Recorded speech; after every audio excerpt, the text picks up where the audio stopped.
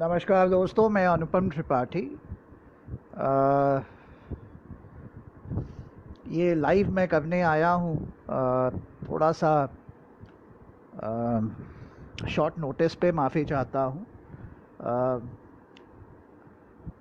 आज मैंने कमेंट किया था, काफ़ी दिन से मैं कर रहा हूँ कि इंडियन इकोनॉमी जो है आईसीयू में है and we in a lot of trouble.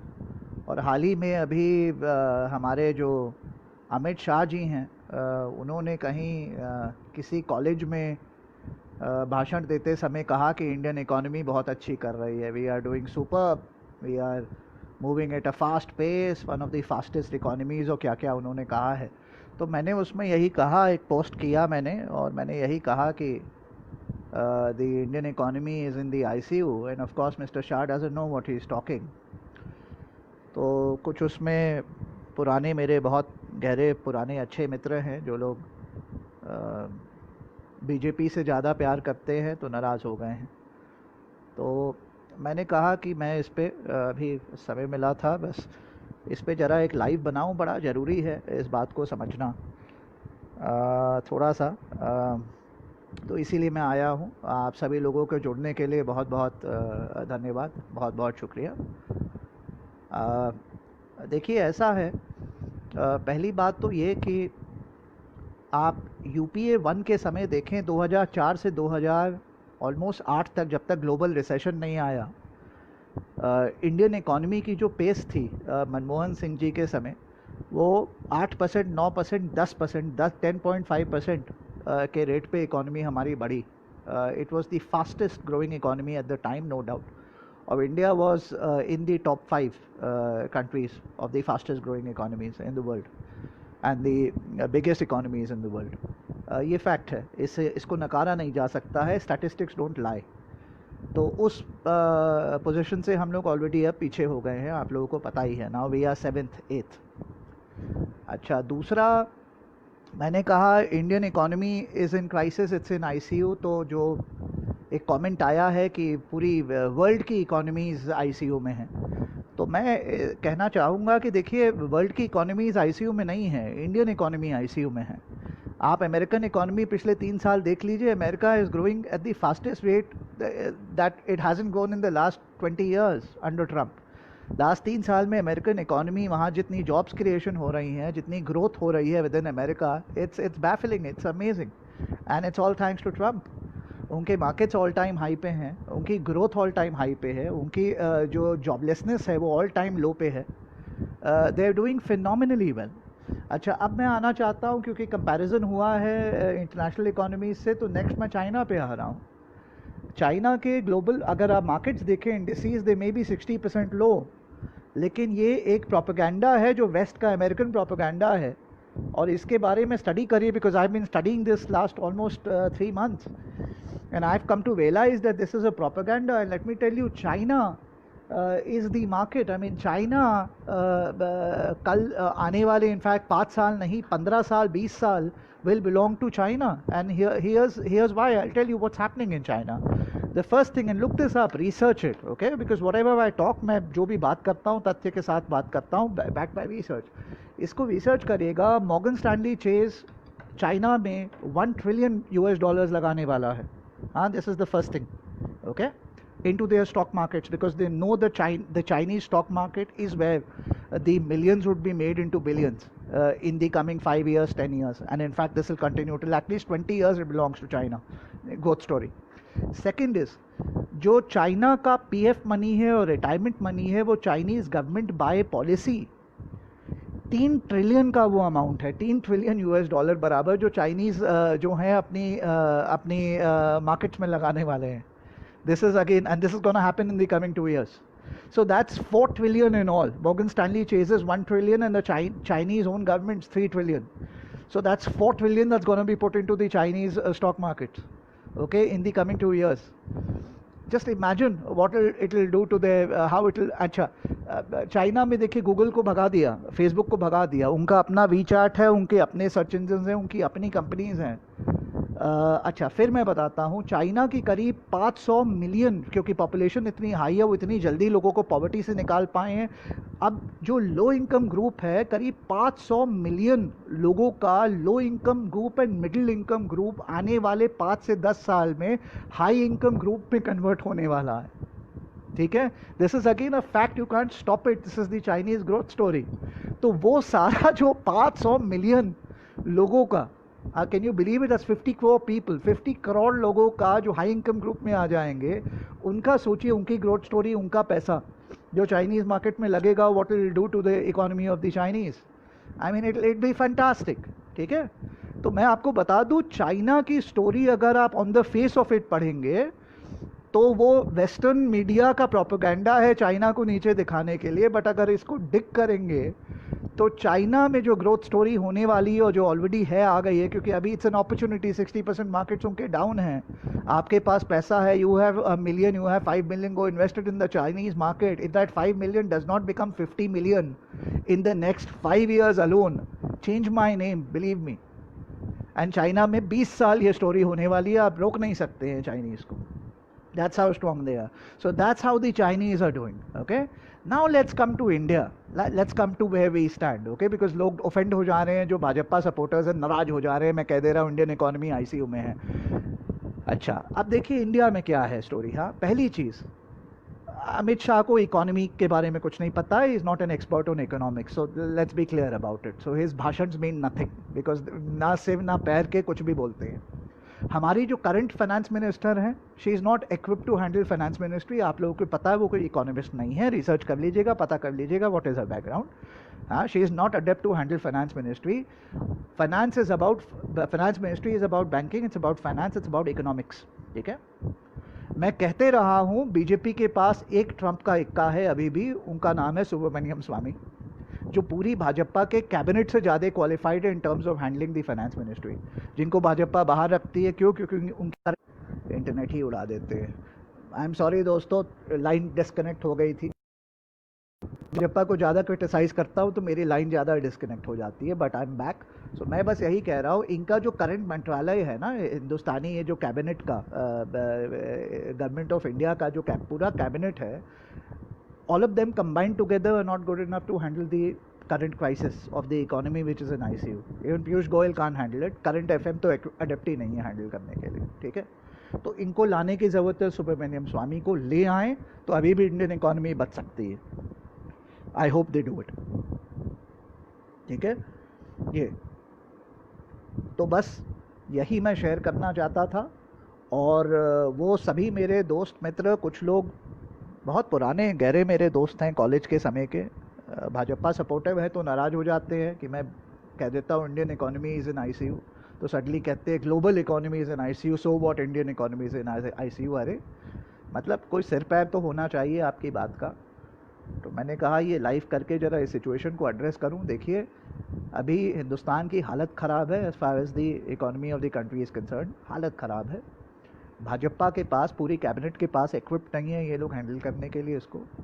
हाँ, और ऑस्ट्रिच मेंटालिटी रखेंगे, हाँ, जिसमें ऑस्ट्रिच नहीं होती, शतरमुर्ग, जो कि अपना, जब उसको कोई बड़ा कार्निवोरस, बड़ा जानवर अटैक करने वाला होता है तो क्या करती है कि अपना मुंह जो है सैंड में भरी कर लेती है, तो उसको दिखता नहीं है कौन उसको अटैक करने वाला, तो कहती है सब ठीक है, शी इज़ सेफ। तो इस किस्म की ऑस्ट्रिच मेंटालिटी नहीं होनी चाहिए। We have a crisis in hand and Bhajpa मेरी बात सुने, सुब्रमण्यम स्वामी को कल फाइनेंस मिनिस्टर बना दे। he can get us out of this mess because he is supremely qualified to get us out of the mess and he really is the person। उनके आप कभी देखे हैं जो उनके हाल के इंटरव्यूज़ वगैरह हुए हैं या होते आए हैं, जब जो भी वो बोल रहे हैं वो सब इम्प्लीमेंट करिए, फॉलो करिए। He is right about all the things that he is saying. Where Bhajpa के सारे आला लोग जो कि बड़े बड़े जाके भाषण दे रहे हैं, कह रहे हैं अभी भी सो वॉट, हमारी इकॉनमी बड़ी अच्छी है, इस किस्म की ostrich mentality will not help our country. और मेरे सभी दोस्तों से हाथ जोड़कर मैं माफ़ी चाहता हूँ to hurt your sentiments, but I am calling a spade. And when I say that the Indian economy is in ICU, it is. And to say that the rest of the world's economy is also in ICU, I'm sorry, is not a good argument. And in fact, is a fallacy because the rest of the world's economy is not in ICU. ठीक है, and certainly not America's and the Chinese, ठीक है। और अगर आप अपनी economy Taliban, Afghanistan और पाकिस्तान और बांग्लादेश से कंपेयर करेंगे तब तो आप कहीं के नहीं रहेंगे। You have to compete and compare with the Americans, हाँ, with Singapore, with the Americans, with Switzerland, with the Chinese, with the Japanese, and आप कहीं स्टैंड नहीं करते हैं। बेड़ा गर्क हुआ हुआ है। अच्छा, अब ऐसा है, इस देश का ज़रा बात करते हैं। मैं लिंक डाल दूंगा, मेरे यूट्यूब चैनल पे चले जाइएगा। मैंने वीडियोस बनाई है लंबी, डीमोनेटाइजेशन हिट और मिस पे 2 वीडियोस बनाई हैं, उनको देख लीजिएगा। पहली चीज़, हाँ, 2-3 कारण हैं इंडियन इकोनॉमी के बैंड बजने के। पहले बड़ी क्विकली मैं बता देता हूँ क्योंकि लाइव छोटा रखना है मुझे। पहला, हाँ, डिमोनेटाइजेशन आपने किया। हाँ, देखिए हिंदुस्तान की इकोनॉमी कैश पे चलती है, आपने कैश मार्केट को ख़राब किया, ठीक है। आपका एंड पर्पस, जो भी आपका पर्पस था वो तो सारा फेल हो ही गया कि ब्लैक मार्केट और ब्लैक मनी को पकड़ेंगे और डिजिटाइज कर देंगे और कैश यूज़ कम होगा, ये सारा तो फेल हो गया। और कितना बड़ा डिजास्टर हुआ डिमोनेटाइजेशन, उस पर मैंने 2 वीडियोस बनाई है, मैं लिंक डाल दूंगा कमेंट्स में, आप लोग पढ़ लीजिएगा। दैट्स वन, ठीक है। तो that was a big disaster. Next, GST की बात करते हैं। देखिए जीएसटी आपने जो रोल आउट किया वो स्मूथ नहीं हुआ, बट मोर इंपॉर्टेंटली समझिए, अब जीएसटी जो आप ले आए, रजीम अच्छी है, लोगों को जीएसटी देना पड़ता है, जो अच्छी बात है, लेकिन इस कारण से बहुत सारे ट्रेडर्स थे जो पहले जो है ना खुल के अपना काम करते थे, जीएसटी वगैरह जमा नहीं करते थे, नो डाउट अबाउट इट, लेकिन ग्रोथ स्टोरी उनकी अच्छी थी, लोगों को एम्प्लॉयमेंट मिलती थी, उनके यहाँ काम मिलता था वगैरह वगैरह, और हिंदुस्तान की कैश इकोनॉमी और ये ब्लैक वाली इकोनॉमी चलती रहती थी। इससे ग्रोथ स्टोरी हिंदुस्तान की हिट नहीं होती थी। जब आप इतना तगड़ा जीएसटी का रेजीम ले आए, इस चक्कर में जो देते थे पहले जीएसटी वो तो बहुत खुश हैं जीएसटी नए रजीम के अंदर, लेकिन जो देते ही नहीं थे उनको, क्योंकि अब कंप्लाई करना पड़ रहा है, उस चक्कर में हाँ उनका काम धंधा जो है वो बैठ गया है, has been affected, and then their ability to fuel the Indian economy, the growth story, provide jobs etcetera, वो सब कुछ रुक गया है। तो ये दूसरा कारण है, हाँ, कि इंडियन सर्कमस्टांस में कैसे आपका टफ जीएसटी रजीम ने जो है इंडियन इकोनॉमी को हिट किया है, बहुत बुरी तरीके से हिट किया है। ये जानना, ये समझना ज़रूरी है। और बाकी देखिए, बाकी तो ऑक्सफैम की रिपोर्ट्स पढ़ लीजिए, 2018 की, 2019 की, 2017 की, आपको पता ही है जॉबलेसनेस है हिंदुस्तान में, ऑल टाइम हाई पे है, मुझे बात करने की उसकी ज़रूरत नहीं है, आपको पता ही है, ठीक है। Rich are becoming richer, poor are becoming poorer, top 2% of India, हाँ, accounts for the wealth of 75% of the entire India, ये सब आपको पता ही है। हाँ, बाकी 30 करोड़ प्लस लोग अभी भी पॉवर्टी लाइन के नीचे है, लिटरेसी रेट हमारा 75% है, फीमेल इन्फेक्टिसाइड अभी भी हमारे यहाँ खूब बढ़ के है। हाँ, तो ये सारा कबाड़ जो है वो तो हाई है, हाई है। हाँ, फार्मर सुसाइड अभी भी हो रहे हैं, वो सब तो चल ही रहा है, उस पर मुझे ज़्यादा स्ट्रेस नहीं करना, मैं करते आया हूँ, बड़ी वीडियोस मैंने बनाई हैं। बट आज मैं सिर्फ एड्रेस करना चाहता था इंडियन इकोनॉमी। तो इंडियन इकोनॉमी हिट हुई है डिमोनेटाइजेशन की वजह से, ठीक है। इंडियन इकोनॉमी जीएसटी नया रेजीम जो रोल आउट हुआ है उसकी वजह से हिट हुई है, ठीक है। करंट जो पूरा कैबिनेट है भाजपा का, including obviously they current FM, ये लोग इक्विप्ड ही नहीं है हैंडल करने के लिए, इंडियन इकोनॉमी को रिवाइव करने के लिए। जो इनके पास एक ट्रम्प का है सुब्रमण्यम स्वामी, जो इक्विप्ड है, मैं फिर कह रहा हूँ। So if I was PM of India, my first choice of the FM the very next day will be Subramanian Swamy, yesterday, today, tomorrow, and day after. Okay, that's how well qualified he is. I don't like him personally. I don't like him, but you know what? I salute his his um, his adeptness and his knowledge and his resolve and how good he is as far as economics is concerned. So as an FM उनसे better ज़्यादा talented आदमी इस देश में कोई नहीं है, इस देश में कोई नहीं है। और क्योंकि सिर्फ भी है, तो मैं इसलिए मनमोहन सिंह जी से कंपैरिजन नहीं करना चाहता, but quite literally I am sure आप लोग समझदार हैं, इशारा समझ गए होंगे व्हाट आई मीन टू से हियर। तो उनको एफएम बना दीजिए, तो अभी भी आपके पास मौका है रिवाइव करने का, वरना देखिए बेड़ा गड़क है।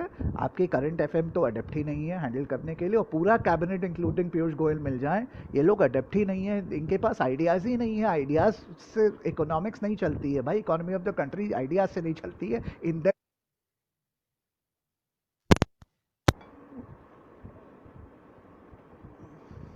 माफ़ी चाहता हूं दोस्तों, फिर से मेरा नेट चला गया था, भाजपा को थोड़ा क्रिटिसाइज़ करता हूं, नेट चले जाता है। बस कंक्लूड कर रहा था अपना ये लाइव। तो मैं यही बस कहना चाहता हूं कि देखिए, आपके बड़े बड़े चाहे प्रधानमंत्री हों, चाहे होम मिनिस्टर साहब हों, चाहे एफएमजी हों, और ये लोग ऑस्ट्रिच मेंटालिटी रखे हो कहीं इंडियन इकोनॉमी सही है, ऐसे डिनाइल से हम लोगों का इससे बेटर नहीं होने वाला है, सिर्फ खराबी होगा हमारी इकोनॉमी। और ये तो चले आ रहा है, भाजपा का रहा ही है, आपको पता ही है। भाजपा के हिसाब से हमारे हिंदुस्तान में जो है प्लास्टिक सर्जरी तो आ गई थी गणेश जी के ज़माने पे, है ना। फिर रामायण और महाभारत के समय से हमारे पास फ्लाइंग टेक्नोलॉजी है ना जी। फिर गौ मूत्र और गोबर से जो है कैंसर क्योर हो जाता है। ये सब चीज़ें तो चलती आई हैं। डार्विन थियरी गलत थी, क्यों? क्योंकि किसने देखा था कि एप से इंसान बना है। तो इस किस्म की देखिए बातों से आप जुमले कर सकते हैं, ईवीएम से इलेक्शन लड़ सकते हैं, जीत सकते हैं। इकोनॉमिक्स ना ईवीएम से बेटर होगी और ना इस किस्म की जुमलेबाजी से, इस किस्म के बयानबाजी से। इकोनॉमिक्स को better, economy of the country को बेटर करने के लिए आपको एक आदमी को एफएम बनाना पड़ेगा जो कि इकोनॉमिक्स की अंडरस्टैंडिंग रखता है, समझदार है, समझता है banking, finance and economics. Economics में माइक्रो एंड मैक्रो, ये चारों चीज़ों का जिसको इन डेप्थ नॉलेज है, and on top of it जिसको करेज है to take the right steps.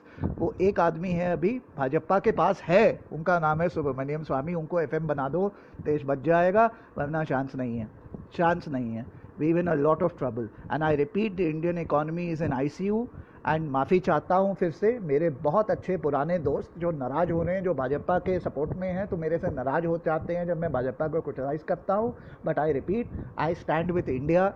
This country is mine. Bhajapa is a party that is currently in power in the center. They are not India.